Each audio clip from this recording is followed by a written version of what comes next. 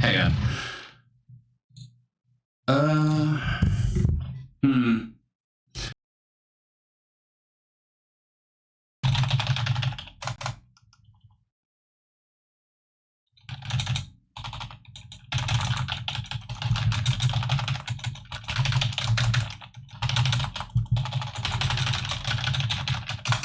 Okay. I don't know if y'all can hear me or not. I'm not really sure what could have happened there. I'm gonna go ahead and reset, and hopefully we can get this all sorted. Yeah, we unfortunately had a minor technical snafu there. So that first 2.5 minutes or so, I had a bunch of stuff and it didn't get said. So.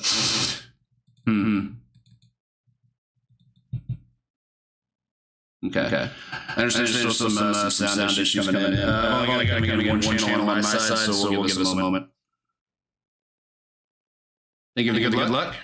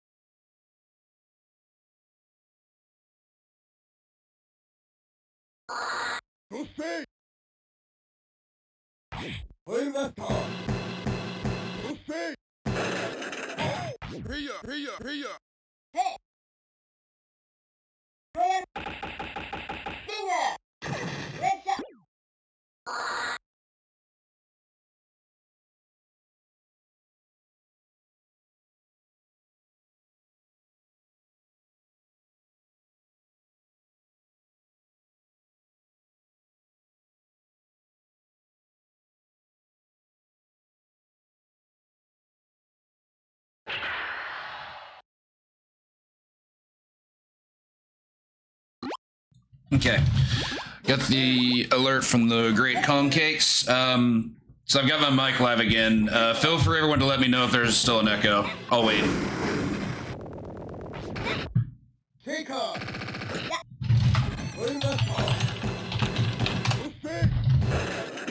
Sounds good. Awesome. Okay. Very good. Okay. 2 of NINJULYDEN. I am LRock617. Gonna be playing a game that I've played a few times on the channel, although I think the last time was probably back in late 2021, maybe late 2022, I can't remember. This is Ninja Baseball Batman. It's a very quirky and really fun game developed by IRM back in 1993. It's a beat 'em up based on a license that unfortunately never really came to fruition outside of this game. Metamorphic Force had similar issues. Now, in the past, I've run this game through MAME, a very common arcade emulator, as most of you know. However, today, I'm going to get to run it on a FPGA hardware device I have called the Mister, and it actually runs significantly better here because, one, it doesn't have graphical chopping like MAME does. This game has had notorious issues with MAME in terms of, like, how the sprites are interlaced and everything. And two, we get to run it like its original hardware. So any execution mishaps are completely my fault and not on the part of the game. So pressure. Anyway, let's go ahead and fire on our credits. We're gonna be starting as Rhino and 3, 2, 1, go.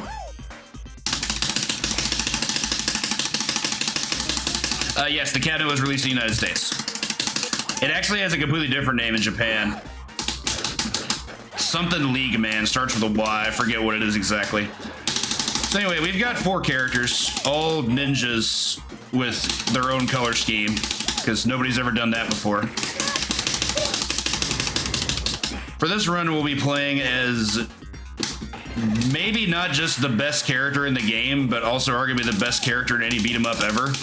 This is Twin Bats Rhino. He's the speed archetype, but his speed is not what we're playing him.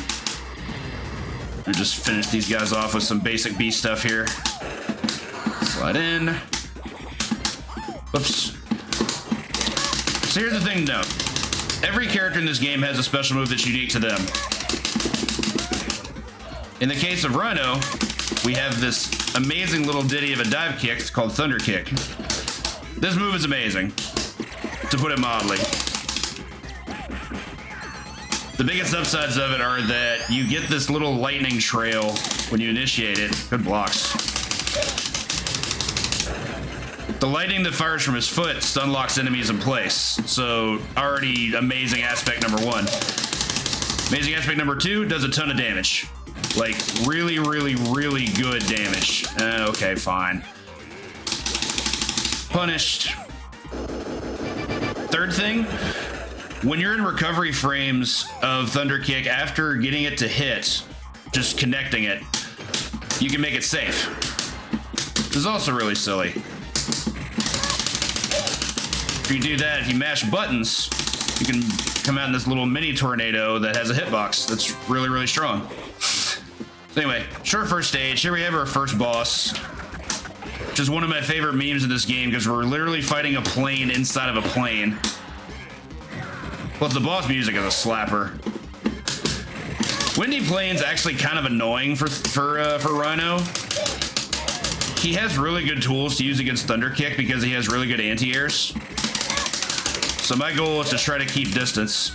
There we also saw the first use of the pink item. We got this team of cheerleaders that show up and do 1 of 3 random things. We just got the best option, that being the actual damage that they do. Yeah, there's the anti-air I was talking about. He was a little clever. Smack. I tend to just resort to safe stuff here when he decides to be on his nonsense. Try it one more time, though. There we go. Got the setup. Go get the food.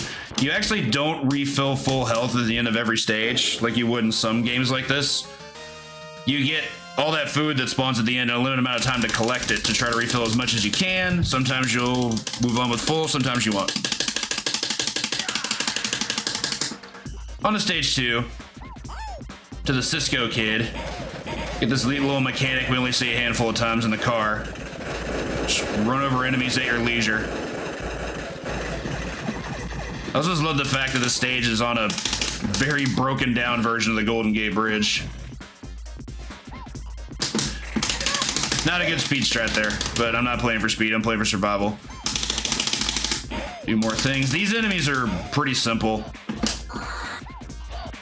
Fighting them on the ground is pretty even, but they can't deal with a dive kick at all. Of course, it helps if I'm able to get the correct input for said dive kick. Doing Thunder Kick consistently can be kind of tricky, and if you're going to play this character, it's actually really important to make sure you get it. The motion is up, down, jump while airborne. So I shortcut it by pressing up plus jump, then down plus jump.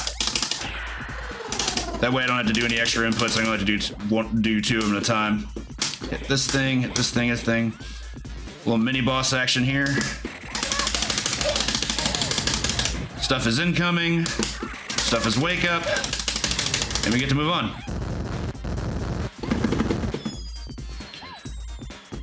Short little cutscene there. Alright, so we get return of these guys. And this is just the calm before the storm. Because now we get the real enemies. These squids are, in my opinion, the hardest enemy in the game.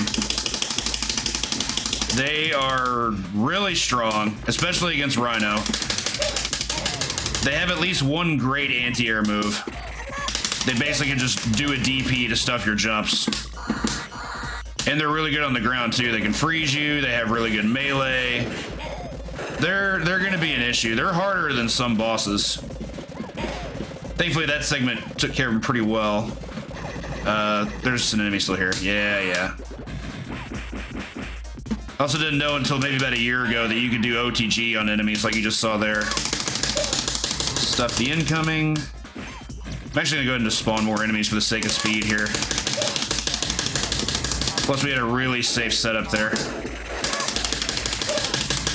There's also a variant of the Thunder Kick that I'm gonna try and demonstrate. Sort of works. I don't recall if every character can do this, but Rhino certainly has a double jump that he can do. You jump and then you press both buttons at the same time. And then out of that double jump, you can do Thunder Kick just as a standard input. You don't get the hit stun aspect of it, but you do get a faster attack speed. Did a little bit too early there. Oof, nice anti-air. May have to wait to see if I can show it off properly. These dudes are being a little bit aggressive. All right, took care of that. No problem. May try and see if I can get on our boss here. So we have Madlax. Another in the string of really awesome looking bosses. There isn't a bad looking boss in this game. Oh, I got super. I didn't want that. That's okay though. Did a lot of damage. Every character also has a super attack that can be done in the air. They're really powerful and excellent at screen control, but they also take about a third of your life away. So they're like a super joy. I try to avoid doing Rhinos. Rhinos, it's good. It's just that unless you're utilizing strats that specifically take advantage of that and use life as a resource, you're generally just better off doing this because it's much safer. Track. And since he's so grounded, doesn't have any anti-airs, he's pretty weak to a dive kick, so we'll get to move on from there. Quick little cutscene. So to go over a little bit about the story started off in that the team of Ninja Baseball Batman has to go around the United States to collect artifacts that have been stolen that are all baseball related. Quick bonus stage here.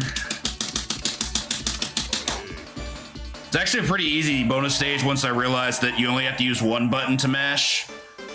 They're worth learning though because clearing a bonus stage gives you an extend or a 1-up. Really valuable to have in a game like this. On to Vegas. I love Vegas. This is the song I always think of when I think of this game.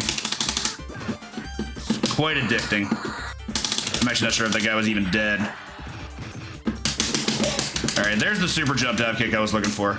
Just wanted the setup. Get a triple there. Oh, you're still alive?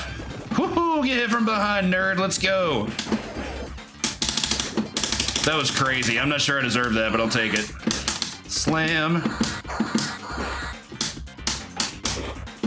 I'd rather have this. I didn't want that. Items, for the most part, in this game are kind of meh. I do, however, think Dynamite is worth using, though. It has excellent area of effect, so, like, if you splash an enemy with it, it can hit every enemy that's around them. Whereas something like baseball's only... something like a baseball will pierce, but it only goes in a straight line. Take this health. Get in the car. Moving on. Yeah, I've been always kind of curious about their origin as well. I'm sure they're just some kind of humanoids. The way they're dressed makes me think that that's how someone would dress a robot, though. especially doing acts in the name of baseball. Get a setup there. Oh, I wanted an OTG there. He just woke up immediately. All right, we gotta wait a second. Thunk.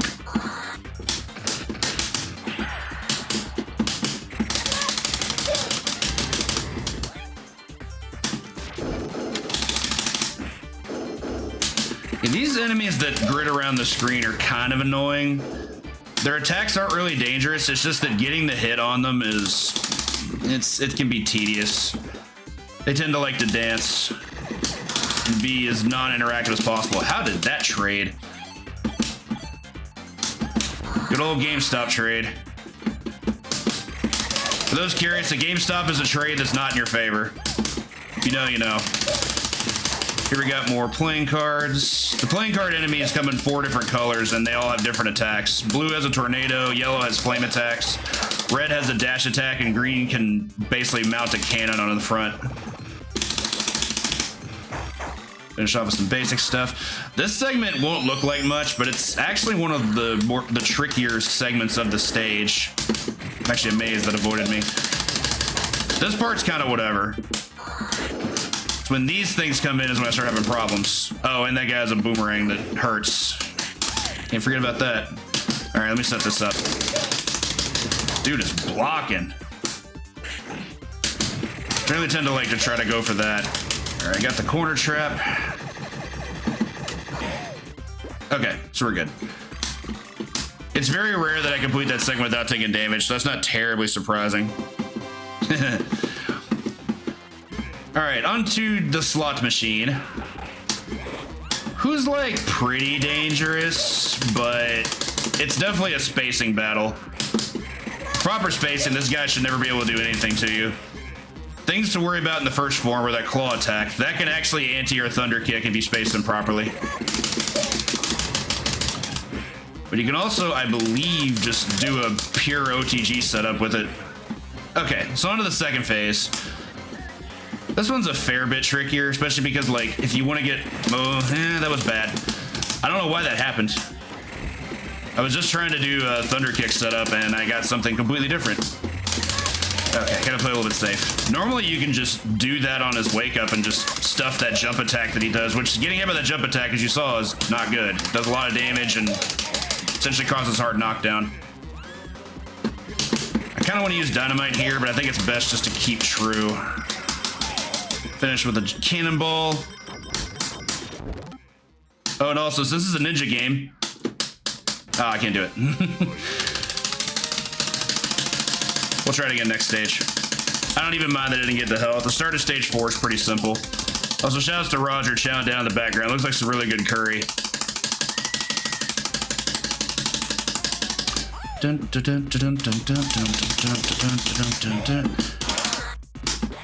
Texas is a pretty awesome stage. Just pure Splatterhouse vibes.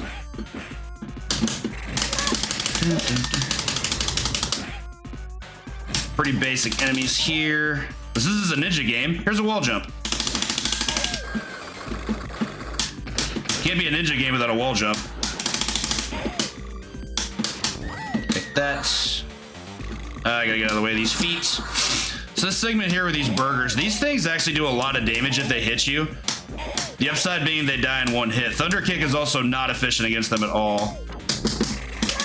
Because they're really easy to miss due to their sporadic and erratic movement. So I tend to just try to finish them off with jabs. And once they bit the dust, they're actually really good healing items too. Speaking of Splatterhouse vibes.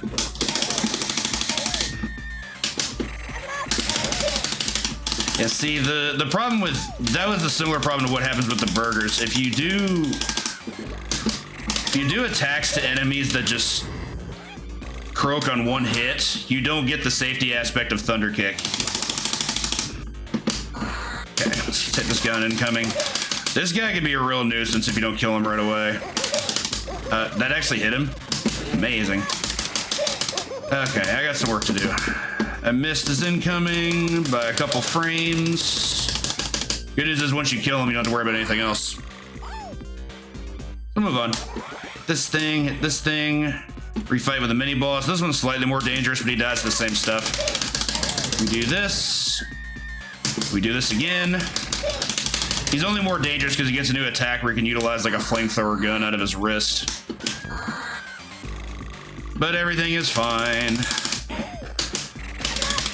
Okay, so we get the second appearance of the pink item.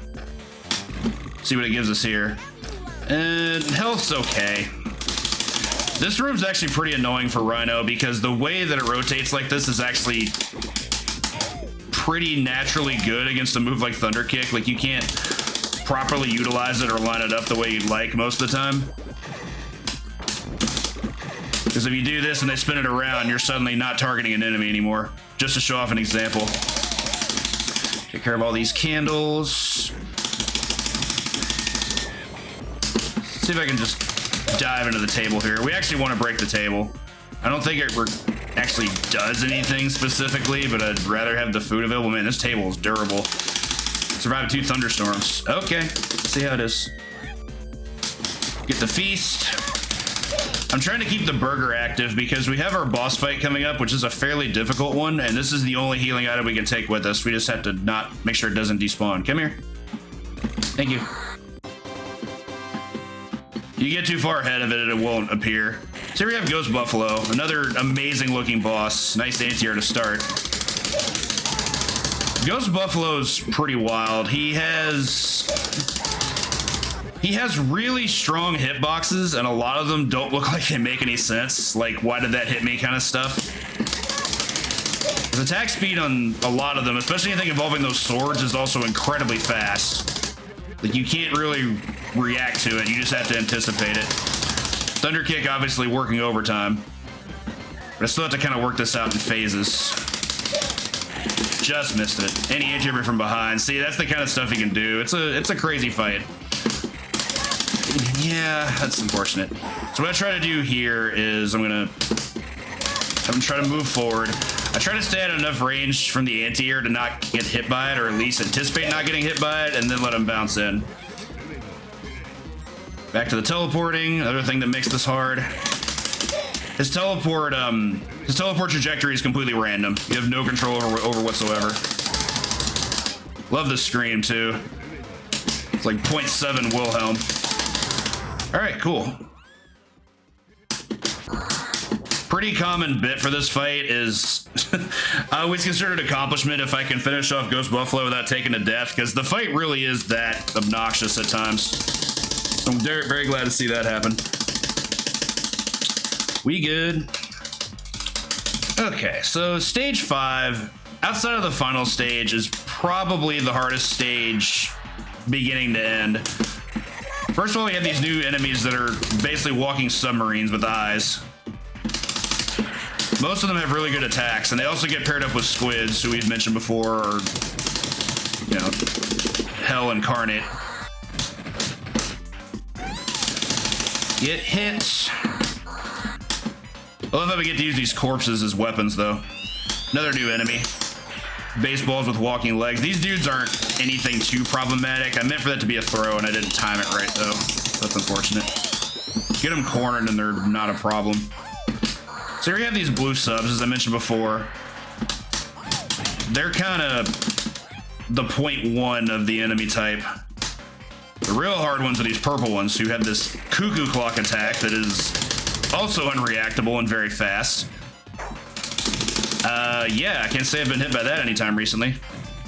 We're chilling. All right, so these guys are pretty interesting. Clearly a palette swap of an enemy we've seen before, but you actually do have the possibility of looping them into those flames to get themselves killed. However, there's normally a second flame that's supposed to spawn on the right, and I'm not sure why it's not there, and that's usually the easiest way to get it. So, okay, just don't do Thunder Kick when I want to. Cool. All right, so life not looking so great right now.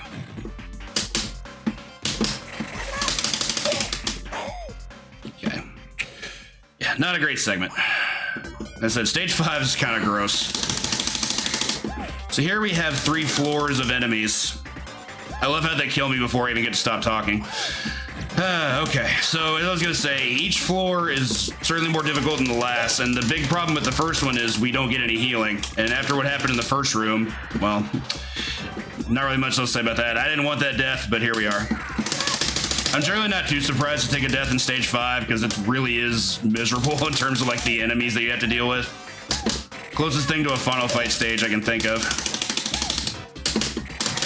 And that's not a compliment. Wow, you spaced that out, huh? Okay, another appearance of pink. We'll take that. Got the damage, very good. The phase that they give you is completely random, and the one that deals damage is by far the best. It does a lot of damage, to the point where it's almost always a screen clear. Second floor. Take one of these. Take the home plate just to throw. I don't recall if that kills any of them, but it's neat. I like doing it. Dun, dun, dun, dun, dun. Like, they purposely set them up for you like that in a row to be able to just do that. Who am I to not take advantage of that? What? He slipped out of that. Okay. These catching gloves are also a fairly annoying enemy. They have really good jump ins. So if you can't catch them on the ground, they can be pretty obnoxious. Didn't want that. Item cancel, please. Trying to get this pink. I don't recall if I've ever seen the same pink phase twice in a row, so I didn't anticipate getting damage there, even though it would have been really good. Items are by far the worst thing to get, though.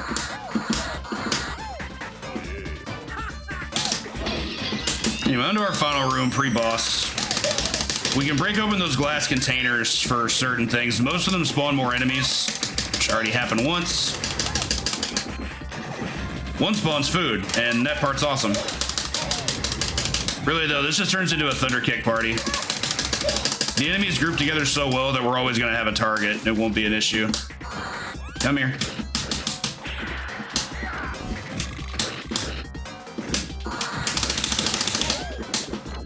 Lasagna. Okay. Stage 5 boss. Oh, wow. That's a heck of a thing to miss time. So Mechanical Alligator is not that terrible, but he definitely can be a jerk. His most threatening attacks are really powerful, particularly his melee. He has a really good just jab and a really good dash punch. Okay, so. Oh my gosh, this is silly. I shouldn't be taking this much damage. Okay, so the tail's separate. The tail actually becomes a separate enemy in this case. Wow. That's an input read if I ever saw one. Alright, this is actually going to be really scary. Guess I need to wait for him to get up now. I can't do OTG. You can OTG with Thunder Kick, but I've gotten that stuff twice, and it's led to the damage I've been taking. Ooh, play safe, play safe, play safe, play safe, play safe. Thankfully the tail's gone. Whew, okay. That was a clincher. I generally don't have to resort to that much safety, but having 2 wake-up attacks deal 30% apiece after some other nonsense was not okay with that. Right, another bonus stage. This will get us our extend back that we lost. Single button mashing.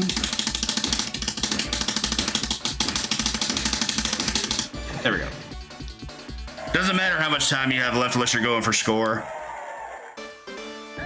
You just have to complete it to get the extend. Yeah, the handbag transformation is a classic for sure. Okay, so Chicago's an interesting stage in that the entities and the enemies contained within this stage are unique to this stage. Like, spoiler alert, we will actually not be seeing any of these enemies again. So I didn't like taking that damage there. We got all these trenchcoat gangsters here who have a varying amount of attacks. The pink ones have a running grab, which is certainly a threat. Like, they can actually anti-air you with it. So safety is of the utmost importance.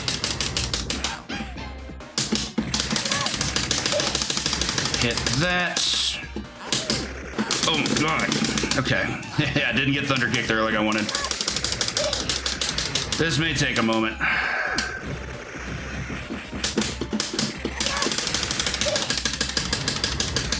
That's not good. There's a healing item on the left that I missed because the screen scrolled. Okay, so we'll still get this one. Love this. These guys are gonna hit the dynamite to the flames. Complete suicide mission. Yeah, we'll take this. Like I said, I'm not big on items, but dynamite's pretty good. Items do debilitate your jump. You can't jump properly if you're holding an item. You only get a short hop, which means you can't do Thunder Kick. Okay. Nice whiff punish. Speaking of which...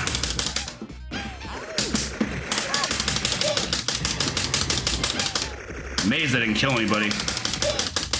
Seemed like a good setup to me. What do I know? Just trying to clean house with the best move in the game. Okay. Good OTG. I figured there was one more group. Generally with these guys, my ultimate goal is just keep my distance as best as I can. Wow, I couldn't respond to that.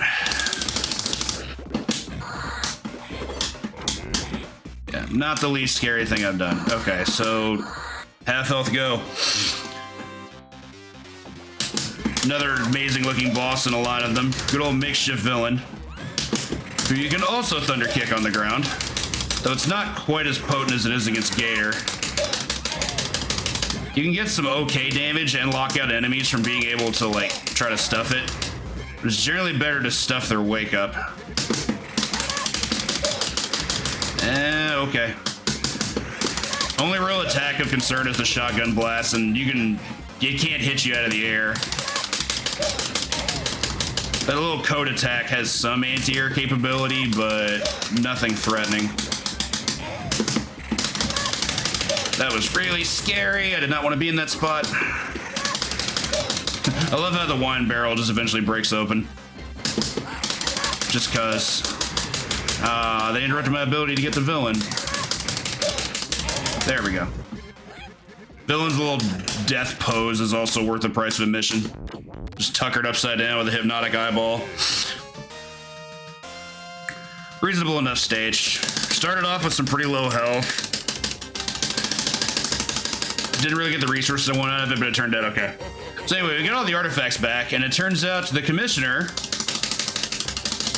was behind it all along. So he basically paid us to get all this stuff for him on his quest for ultimate power. Top 5 anime betrayals go. All right, last stage, onto the Big Apple, which is probably happening at 3 a.m. given how dark it is. So this stage, outside of the trench coats from the previous stage, is going to throw every single enemy we've seen up to this point at us in symmetrical fashion. We won't be seeing probably more than like 3 different enemy groups at a time. That was a big hit for them. Barring any help from the pink squad, it may be a bit before we have the opportunity to heal. That was a skirmish. Love the music in this stage too. I don't know what it is, but it seems like the enemies just have stronger capability overall by this point. Okay, so there's healing, but it didn't matter because I got tagged on the ground before I get a jump input. Cool. Cool, cool, cool. Guess I'll keep the healing for a little bit. Taking a death that early is not optimal. One of my biggest flaws in this game is the fact that I've never no-missed it. And the reason for that is because of the timer in this stage, because I don't really utilize speed strats in this game.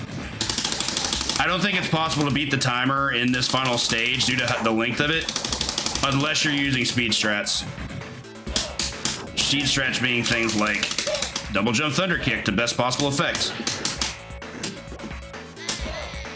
There's a chance we'll take one more death for the boss, but we'll see. Try to blaze through as best I can. There are certain things that are going to make that challenging, particularly the fact that, well, not to say anything of what just happened there. Things like the fact that there are 3 boss fights at the end, 2 of which are refights. One of them is harder and the other one is much harder.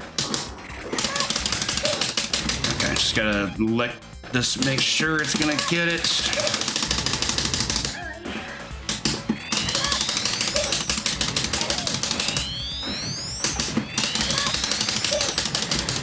These little bombs are also another example of an enemy that Thunder Kick isn't really all that efficient against. The reason's just evidence there. Okay, health looking on Dream Street.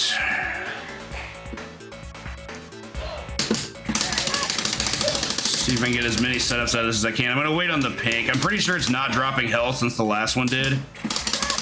But I'd rather save it for tougher enemy groups. We do have a lot of enemies here, but the baseball enemies are really not that tough. I can just finish them off with this. There's a group of squids that are gonna show up that I'd much rather save it for. Right here. And we got healing, so that's cool.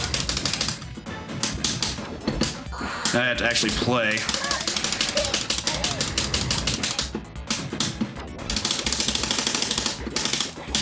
Yep, it wasn't supposed to happen. Okay. They baited me in that. Their Z-axis movement is really powerful. Like, they can circle on a dime, no problem. So they can just, like, waddle outside of your, like, just attack string range and just come behind for the freeze, and it's pretty bad when that happens. So we've seen variants of this thing a couple times. Goal here is to just stay outside of hitbox range. Generally do that, like, right in here. Don't normally see a knockdown, but okay. Can't remember if it's 4 times or 5. It's 4. Okay, cool. Twice the health of the previous segment of that. Okay, moving on. Second refight. Here we have the buffed up Windy Plane, who now has even more iframes and even better anti-air capability, as just demonstrated there. Okay, I'm kind of torn here. For health concerns, I feel like I want to play it super safe. But I'm also a little worried about the clock. Believe it or not, 50 seconds from here is not amazing. Cool. No Thunder Kick there, I guess. Oh my gosh, I'm just getting bodied. Honestly, if I end up dying once, it's not the end of the world, because then I at least get the clock back. In fact, I may take the death when he gets low enough. As you can see, Windy Plane also has this super gross wake-up attack now. All the iframes you could ever ask for. He can also do it an indefinite number of times. I've seen him do that 7 times in a row. He's only done it 1 time a piece in this instance, but there's a little bit of luck to that. There's 4, 5. Yeah, see, like, and you just can't do anything about that. He's invincible as hell. Beat him down low.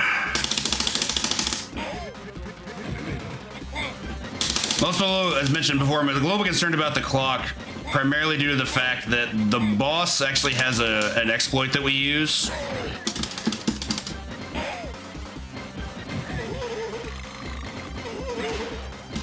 Can this guy kill me from here? That's not good. Yeah, so he's gonna go on this tirade, and you basically just have to finish him off, but oh, this creates some problems. The health is not a concern. The timer, on the other hand, well, I guess I'll just have to play it out and see where it goes. So here we have the King Babe, our final boss. We're gonna walk up to and do this a bunch. This is incredibly lame and a really good exploit and a really solid 1cc strat. But it does take time. If the timer runs out and I have to come back and try to iframes my way through by brute force, we might have some problems. Just gotta wish for the best. This is also not the speed strat. The speed strat involves a lot of really well-timed and placed Thunder Kicks, which is very, very powerful, but it's pretty tough. So thanks to the mighty Dumplechon, I learned this exploit. That's what actually made this 1cc possible for me when I first cleared it back in, like, I think it was like 2017, 2018. Just keep hitting him in the sack.